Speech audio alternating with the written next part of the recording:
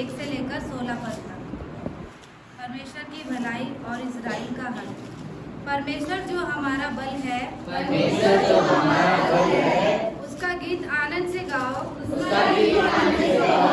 याकूब के परमेश्वर का जय जयकार करो। भजन उठाओ। डफ और मधुर बजाने वाली वीणा और सारंगी को ले आओ। नए चांद के दिन और पूर्णमासी को, हमारे पर्व के दिन नरसिंगा फूको। क्योंकि ये इज़राइल के लिए विधि और याकूब के परमेश्वर का ठहराया हुआ नियम है। इसको उसने यूसुफ में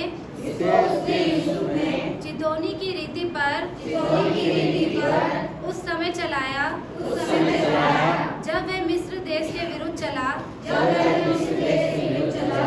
वहाँ मैंने एक अनजानी भाषा सुनी। मैंने उनके कंधों पर से बोझ को उतार दिया है। उनका टोकरी टोना छूट गया। तूने संकट में पड़कर पुकारा, तब मैंने तुझे छुड़ाया।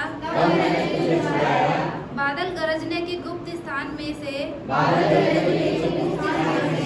मैंने तेरी सुनी। और मरीबा नामक सोते के पास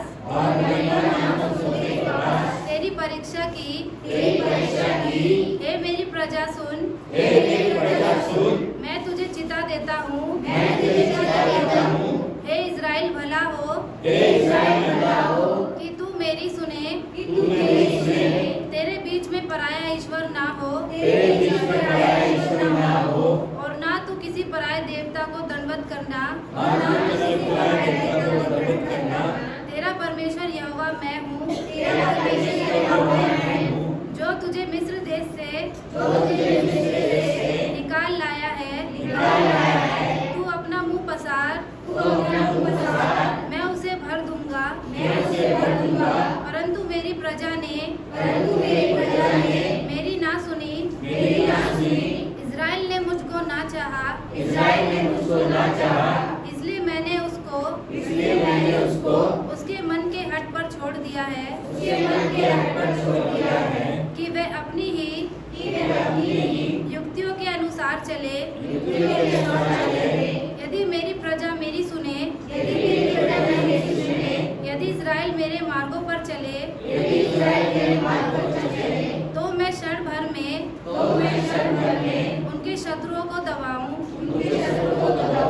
और अपना हाथ उनके द्रोहियों के विरुद्ध चलाऊं।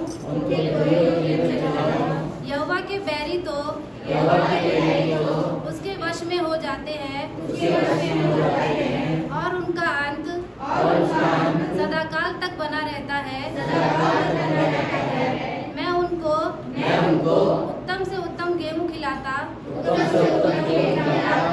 और मैं चट्टान में के मधु से उनको तृप्त करता हूँ। पिता परमेश्वर